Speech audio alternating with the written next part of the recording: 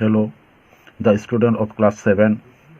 দেখো, তোমরা এর আগে অধ্যায় 1-এর আমার চ্যানেলে দেখেছ নিজে করি 1.1-এর। আজকে আমি কোষে দেখি 1.1-এর অঙ্কগুলো করে দিচ্ছি। দেখো এখানে একের দাগে কি বলা আছে। একের দাগে বলেছে সিতারা বেগমের ফলের দোকানের 60টি পেয়ারা ছিল। তিনি তার মোট পেয়ারার 1/4 বিক্রি করলেন। তার কাছে আর কতগুলি পেয়ারা পড়ে রইল হিসাব করি। তাহলে 1/4, 60টির মধ্যে 1/4 বিক্রি করেছে, তাহলে আর কতগুলো পেয়ারা পড়ে রইল সেটা আমাদেরকে বের করতে বলেছ। দেখো কিভাবে অঙ্কটা করছি। তাহলে দেখো এখানে আমি লিখে নিয়েছি 1 নম্বরে সিতারা বেগমের ফলের দোকানের 60টি পেয়ারার 1/4 বিক্রি করেন। অতএব মোট বিক্রি করেন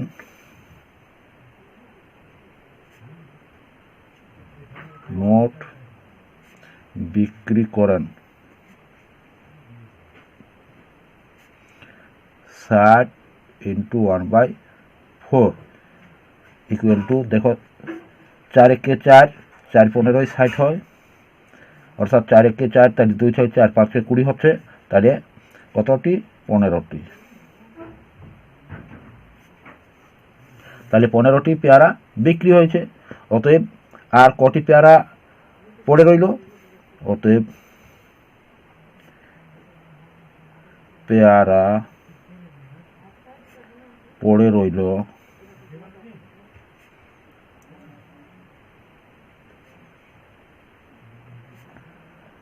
60 বিযুক্ত 15টি সমান হচ্ছে 45টি। তাহলে বিক্রি হওয়ার পর পেয়ারা পড়ে রইল 45টি। এরপর দেখো 2-এর দাগে মা আমাকে 60 টাকার 5/6 এবং দাদাকে 45 টাকার 7/9 দিয়েছেন। মা কাকে বেশি টাকা দিয়েছেন হিসাব করে লিখি। তাহলে আমাকে দিয়েছে 60 টাকার 5/6 এবং দাদাকে দিয়েছে 45 টাকার 7/9। তাহলে কাকে বেশি দিয়েছেন মা সেটা আমাদেরকে হিসাব করতে হবে। তাহলে দেখো কিভাবে সলভ করছি। তাহলে দেখো এখানে আমি লিখে নিয়েছি মা আমাকে দিয়েছেন 60 টাকার 5/6, অর্থাৎ 60 গুণিত 5/6। তাহলে 6 দিয়ে কাটাকুটি করছি, 6 একে 6, 6 10 60, তাহলে 5 10 50 টাকা। আর দাদাকে দিয়েছেন 45 টাকার 7/9, অর্থাৎ 45 গুণিত 7/9, তাহলে 9 একে 9 আর 5 9 45, তাহলে 7 5 7 কত হচ্ছে? 35 টাকা। তাহলে মা কাকে বেশি দিয়েছেন? আমাকে বেশি দিয়েছেন। অতএব মা আমাকে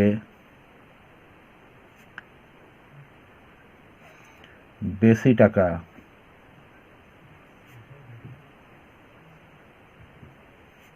দিয়েছেন।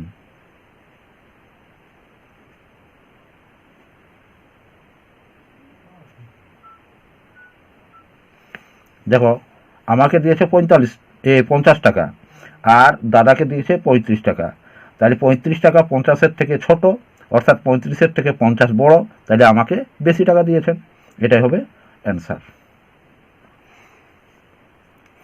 এরপর দেখো 3-এর দাগে গণেশবাবু 3 দিনের একটি কাজের যথাক্রমে 3-এর 14, 4-এর 7 ও 1-এর 21 শেষ করেছেন। তিনি 3 দিনে মোট কত অংশ কাজ করেছেন ও এখনো কত অংশ কাজ বাকি আছে হিসাব করি। তাহলে 3 দিনে মোট কত কাজ করেছে এবং 3 দিনে কাজ করার পর এখনো পর্যন্ত আর কত বাকি রয়েছে সেটা আমাদেরকে বের করতে হবে। তাহলে দেখো কিভাবে অঙ্কটা সলভ করছি।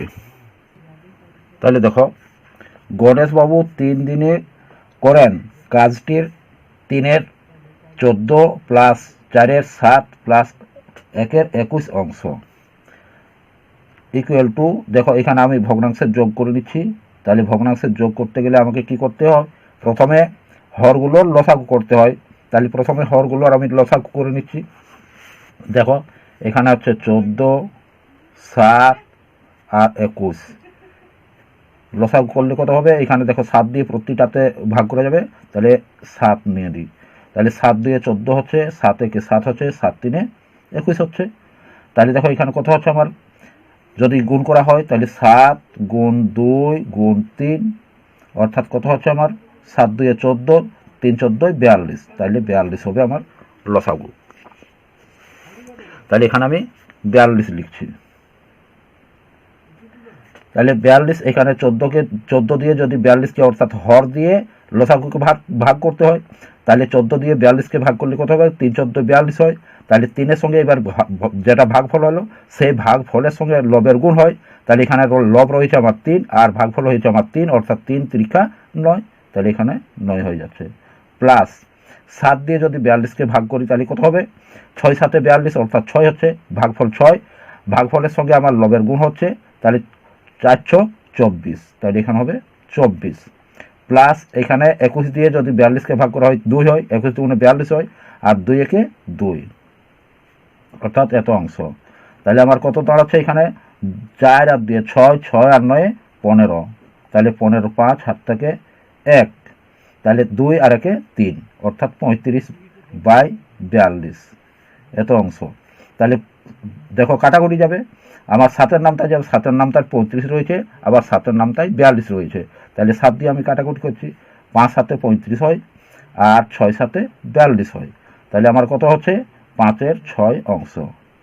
তাহলে 5-এর 6 অংশ গণেশবাবু 3 দিনে 5-এর 6 অংশ করেছিল। তাহলে বাকি রইল কত, তাহলে সমস্ত ধরি,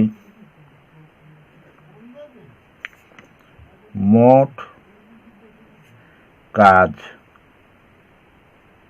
সমান 1 অংশ।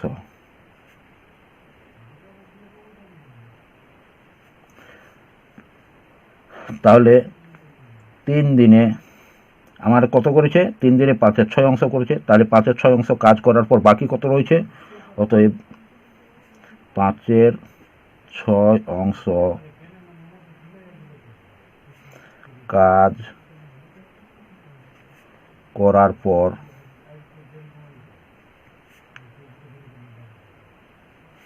বাকি কাজ পড়ে রইল।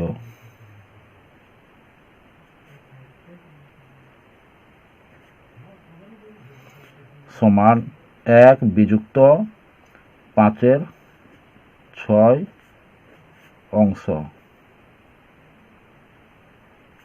ইকুয়াল টু, এইখানে বিয়োগ যদি করি তাহলে এখানে 6 হচ্ছে, দেখো 1-এর নিচে আর কিছু নেই, তাহলে 1-এর সঙ্গে সরাসরি 6 মানে লসাগুর গুণ হয়ে যাবে, তাহলে 6 1 6 হবে, আর -6 দিয়ে 6কে ভাগ করলে 1 হয়, 1-এর সঙ্গে 5-এর গুণ করলে 5 হয়, এত অংশ। তাহলে 6-এর থেকে 5 বাদ যাচ্ছে, থাকছে 1, তাহলে 1-এর 6 অংশ, তাহলে 1-এর 6 অংশ কাজটি পড়ে রইল, এটাই আমাদের চেয়ে। তাহলে এটা হলো অ্যান্সার। যদি কারো বুঝতে অসুবিধা হয়ে থাকে তাহলে আরেকবার দেখে নিও, তাহলে ক্লিয়ার বুঝতে পারবে। দেখো 4 দাগে, একটি বাঁশের দৈর্ঘ্যের 1-এর 3 অংশ লাল রং, 1-এর 5 অংশ সবুজ রং ও বাকি 14 মিটার হলুদ রং দিয়েছি, বাঁশটি কত মিটার লম্বা সেটা আমাদেরকে বের করতে হবে। তাহলে বলা আছে যে বাঁশটি কত মিটার লম্বা হিসাব করি, তাহলে বাঁশটি কত মিটার লম্বা সেটা আমাদেরকে বের করতে হবে। তাহলে দেখো কিভাবে সলভ করা আছে। তাহলে দেখো ধরি মোট বাঁশ সমান 1 অংশ, তাহলে লাল রং করা হয়েছিল, লাল রং করা হয় সমান x ইন্টু 1-এর 3 সমান x/3 অংশ। এরপর সবুজ রং,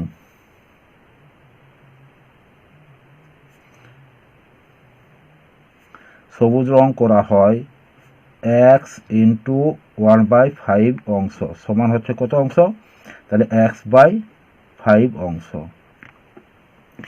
আর হলুদ রং করা হয়েছে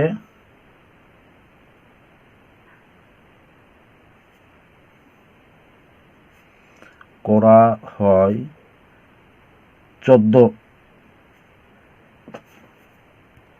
তাহলে দেখো হলুদ রং করা হয় 14 মিটারে। অতএব বাঁশটি মোট কত রং করা হয়েছে? মোট রং করা হয়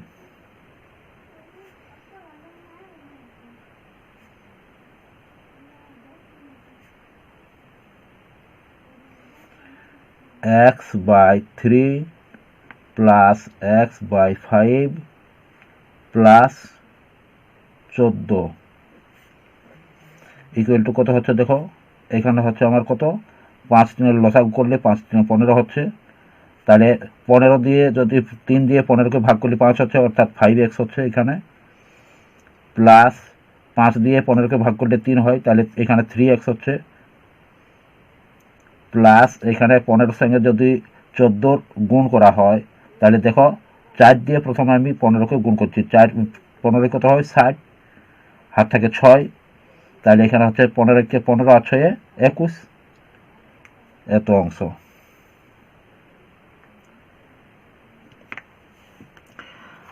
তাহলে আমাদের বাঁশটির মোট কত অংশ রয়েছে? এক অংশ রয়েছে। তাহলে এত অংশ ইকুয়াল টু হচ্ছে এক অংশ শর্তানুসারে।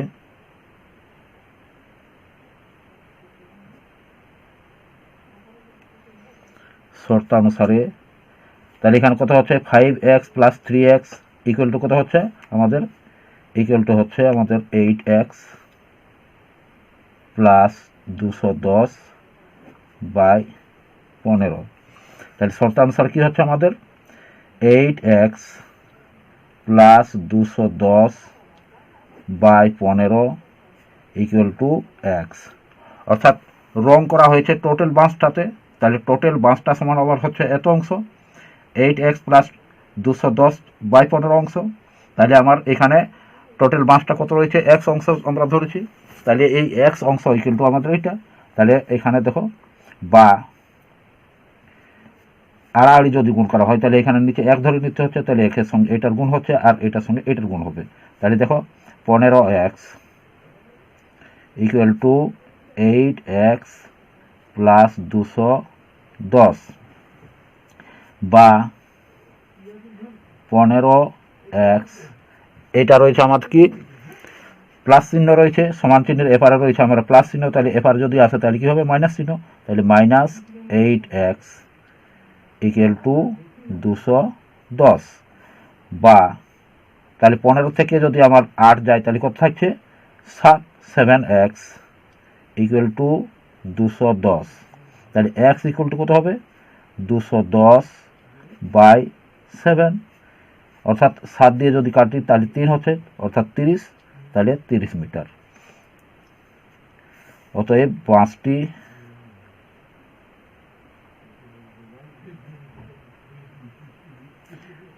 মিটার লম্বা ছিল।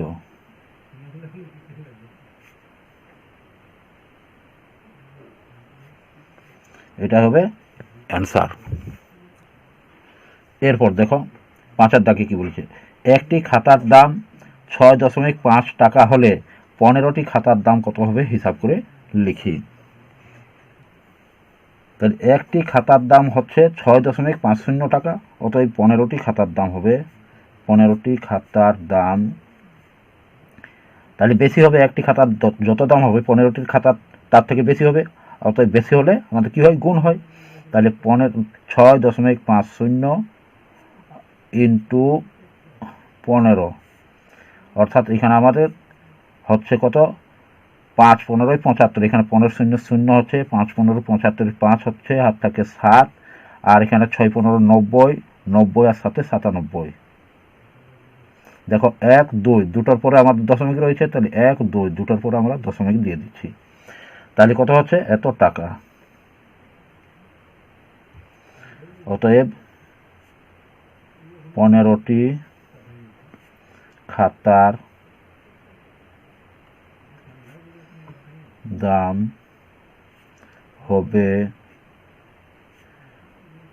97.50 টাকা।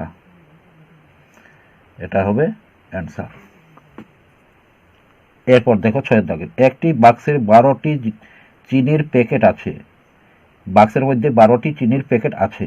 প্রতি প্যাকেটের ওজন হচ্ছে 2.84 কিগ্রা। বাক্স এবং প্যাকেটগুলির মোট ওজন হচ্ছে 36 কিগ্রা হলে হিসাব করে দেখি বাক্সটির ওজন কত। তাহলে বাক্স এবং প্যাকেটের মোট ওজন হচ্ছে 36 কিলোগ্রাম, আর একটি প্যাকেটের ওজন হচ্ছে 2.84 কিলোগ্রাম। তাহলে 12টি প্যাকেটের কত ওজন হবে প্রথমে আমরা বের করে নেব, তারপরে এই বাক্স এবং প্যাকেটের মোট ওজনের থেকে যদি বাদ দিয়ে দিই তাহলে আমরা বাক্সের ওজনটা পেয়ে যাব। তাহলে দেখো কিভাবে সমাধান করছি। দেখো, একটি চিনির প্যাকেটের ওজন হচ্ছে 2.784 কিগ্রা। অতএব 12টি চিনির প্যাকেটের ওজন হবে কত? 12টির বেশি হবে, তাহলে এখানে হবে 2.84 ইন্টু 12 কিগ্রা সমান কত হবে? দেখো এখানে হচ্ছে 4 12 48-এর 8 হাতটাকে আমার হাত থাকছে 4, তাহলে 8 12 96 আর 4 100 হাত থাকে 10, এবার 12 দুগুণে 24 আর 10 34। তাহলে একটা দুটোর পরে আমার দশমিক, তাহলে 1 2 ঘরের পরে দশমিক দিয়ে দিচ্ছে, এত কিগ্রা। দেখো গুণটা আরেকবার আমি বলে দিচ্ছি। এখানে 12 দিয়ে গুণ করছি, তাহলে 4 12 48-এর 8 হাত থাকে 4, আর এখানে 8 রয়েছে, তাহলে 8 12 96 আর 4 100, অর্থাৎ 100 বসিয়েছি। আর এখানে 10 আমার হাত থাকে যাচ্ছে, আর এখানে 2 দিয়ে 12 দুগুণে 24 আর 10 34 হচ্ছে, তাহলে 34.08 কিগ্রা। এটা হচ্ছে আমাদের কিসের? চিনির প্যাকেটগুলোর, 12টি চিনির প্যাকেটের ওজন। আর বলা আছে যে বাক্স এবং চিনির প্যাকেটের মোট ওজন হচ্ছে কত? আবার বাক্স ও চিনির প্যাকেটের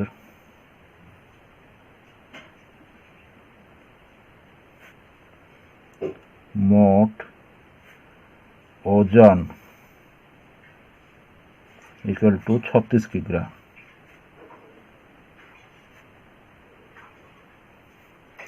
অতএব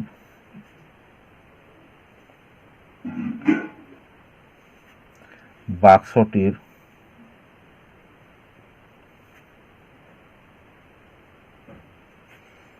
ওজন হবে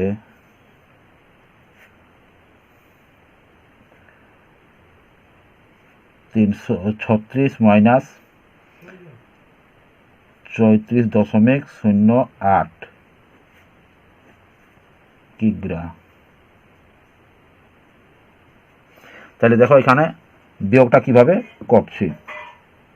এখানে রয়েছে 36 আর এখানে রয়েছে 34.08। তাহলে দেখো এখানে আমার 33 দশমিক রয়েছে, এখানে দশমিক কোনো নেই, তাহলে দশমিক নিয়ে নিচ্ছি আর দুটো শূন্য নিয়ে নিচ্ছি। তাহলে কিভাবে আমি বিয়োগটা করছি সেটা দেখো। তাহলে এখানে রয়েছে 8 আছে, কত দিলে 10 বলাবে, তাহলে 2 হাতে রেখে এখানে চলে আসছে। তাহলে 1 আছে, কত দিলে 10 বলাবে, 9 হাতের 1 চলে আসছে এখানে। তাহলে 1 আছে, মানে 5 আছে, 4 1 5 হয়ে গেল, 5 আছে, কত দিলে 6 বলাবে 1, অর্থাৎ 1.92 কিগ্রা সমান হচ্ছে আমার 1.92 কিগ্রা। এটাই হবে অ্যান্সার। তাহলে বাক্সটির ওজন হচ্ছে 1.92 কিগ্রা। এরপর দেখো 7 দাগের, 1 বস্তা চালের পরিমাণের 0.75 অংশের দাম হচ্ছে 1800 টাকা হলে তার 0.15 অংশের দাম হিসাব করি। অর্থাৎ 0.75 অংশের দাম হচ্ছে 1800 টাকা, তাহলে 0.15 অংশের দাম কত হবে সেটা আমাদেরকে হিসাব করতে হবে। তাহলে দেখো কিভাবে হিসাব করছি।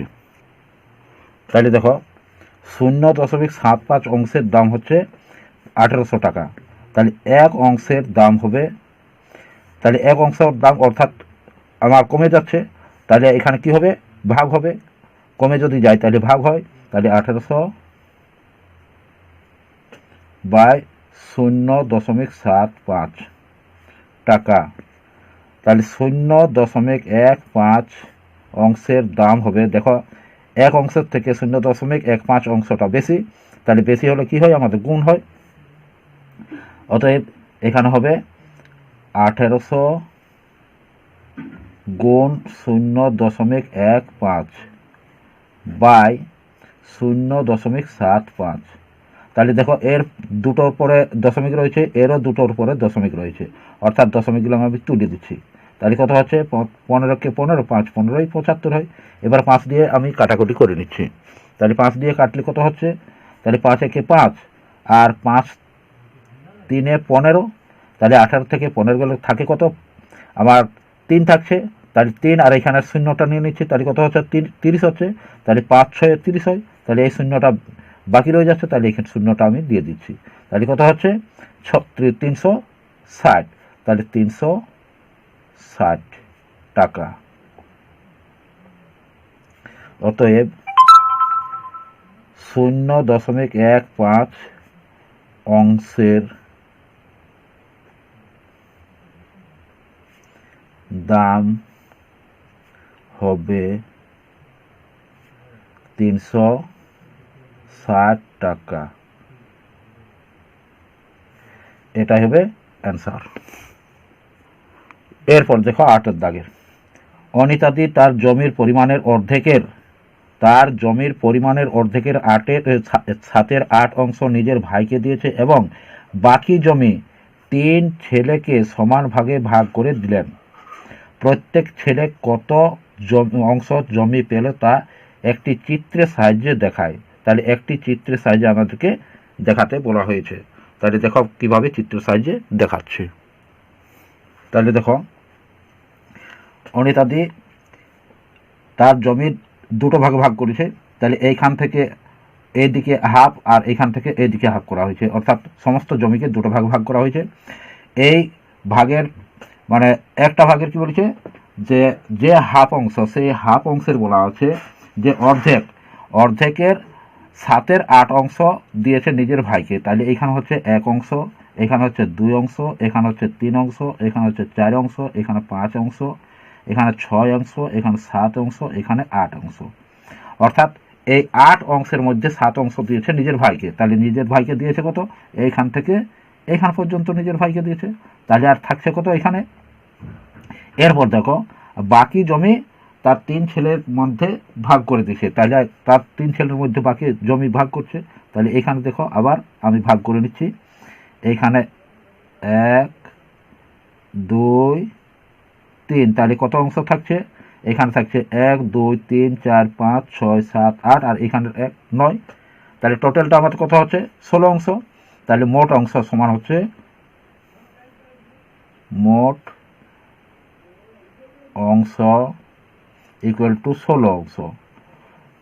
তাহলে মোট হচ্ছে 16 অংশ। এবার 16 অংশের মধ্যে দেওয়া হয়েছে কত, 7/8 অংশ দেওয়া হয়েছে। তাহলে দেওয়া হয়, ভাইকে দেয় কত,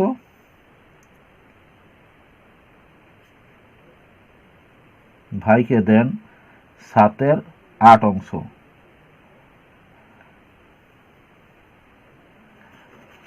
তাহলে আর বাকি থাকছে কত, তাহলে বাকি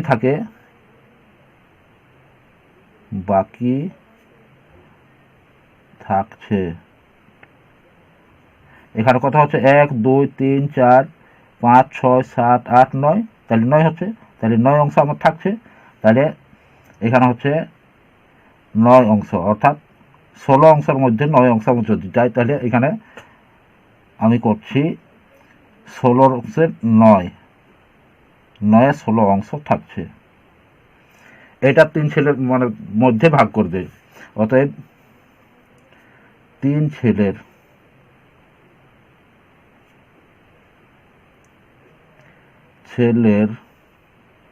প্রত্যেকে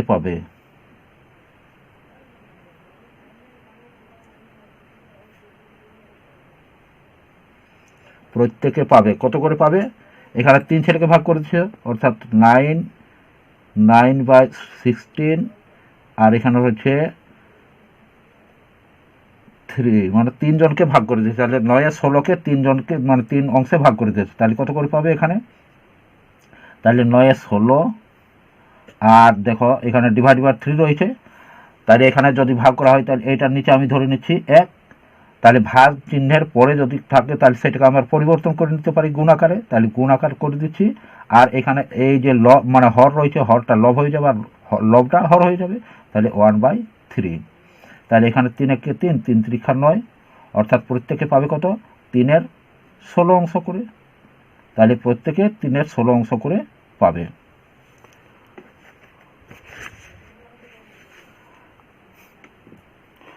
দেখো আরেকবার বলে দিচ্ছি, তাহলে এখানে টোটাল আমার কি বলা হয়েছিল, যে মানে অনিতাদি অর্ধেক তার ভাইকে দিয়েছে, অর্ধেক, অর্থাৎ এইখান থেকে আমি যেটা রয়েছে সেই এইখান থেকে এই দিকটা অর্ধেক করেছি, আর সেই অর্ধেকের 7/8 অংশ তার ভাইকে দিয়েছে, তাহলে 7/8 অংশ, অর্থাৎ এখানে আমি 8টি ভাগে ভাগ করে নিয়েছি এই অর্ধেকটাকে। তাহলে এখানে কত হচ্ছে, 1 2 3 4 5 6 7 8, 8টা অংশে ভাগ করেছি। 8টা অংশের মধ্যে ভাইকে দিচ্ছে কত, এখানে 7 অংশ দিচ্ছে, তাহলে এখানে থেকে যাচ্ছে কত আমার 1 অংশ। আবার এই যে অর্ধেক রয়েছে সেই অর্ধেকটা আর এইখানে যেটা রয়েছে 1 অংশ, সেই টোটালটা 3 ছেলের মধ্যে ভাগ করে দিচ্ছে।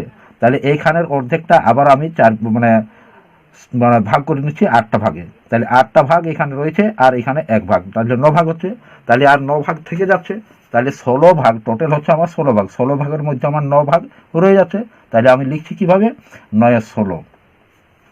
তাহলে সেই 9-16 অংশটা আমরা 3 ভাগে ভাগ করে দিচ্ছি 3 ছেলের মধ্যে, তাহলে প্রত্যেকে কত পাবে, তাহলে 3 ছেলের প্রত্যেকে পাবে 9-16 ভাজিত 3, অর্থাৎ 9-16 ভাজিত 3, তাহলে 3 দিয়ে যদি ভাগ করা হয় তাহলে এখানে ভাজিত চিহ্নকে আমরা গুণ চিহ্ন পরিণত করতে পারি গুণ আকারে, আর এই যে হরটা লব হয়ে যাবে আর লবটা হর হয়ে যাবে, তাহলে এখানে 9-16 গুণিত 1/3 করা হয়েছে। তাহলে এবার 3 একে 3 আর 3 3 9, তাহলে 3 দিয়ে কাটছি, তাহলে কথা হচ্ছে 3-এর 16 অংশ, তাহলে একটা ছেলে 3-এর 16 অংশ করে পাবে। এরপর দেখো কিভাবে আমি অঙ্কের সাহায্যে সলভ করছি। তাহলে দেখো এখানে কি বলছে, অনিতাদি তার জমির অর্ধেকের 7/8 অংশ নিজের ভাইকে দেন, তাহলে নিজের ভাই কত পায়, অতএব ভাই পাবে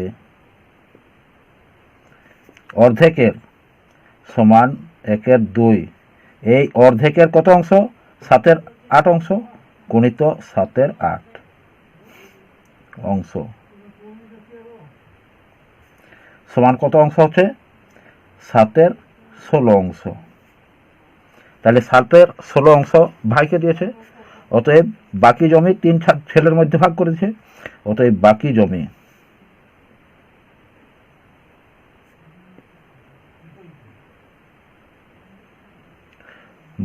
সমান কত হচ্ছে আমার, তাহলে সমস্ত জমি সমান কত অংশ, 1 অংশ, তাহলে 1 বিযুক্ত 7/16 অংশ সমান হচ্ছে, আমি সমস্ত অংশ সমান 1 ধরে নিচ্ছি, এখানে সমস্ত জমির টোটাল জমি সমান 1 অংশ ধরে নিচ্ছি, তাহলে এখানে কত হচ্ছে আমার, এখানে 16, তাহলে 16 একে 16 হচ্ছে, আর মাইনাস এখানে 7 হচ্ছে, সমান কত হচ্ছে আমার, দেখো এখানে বাকি জমি সমান 1 বিযুক্ত 7/16 অংশ, অর্থাৎ আমি সমস্ত অংশ সমান 1 ধরে নিচ্ছি, সমস্ত অংশ সমান, এখানে আমি লিখতে ভুলে গেছি অবশ্য এখানে লিখে দিচ্ছি আমি, সমস্ত অংশ সমান 1।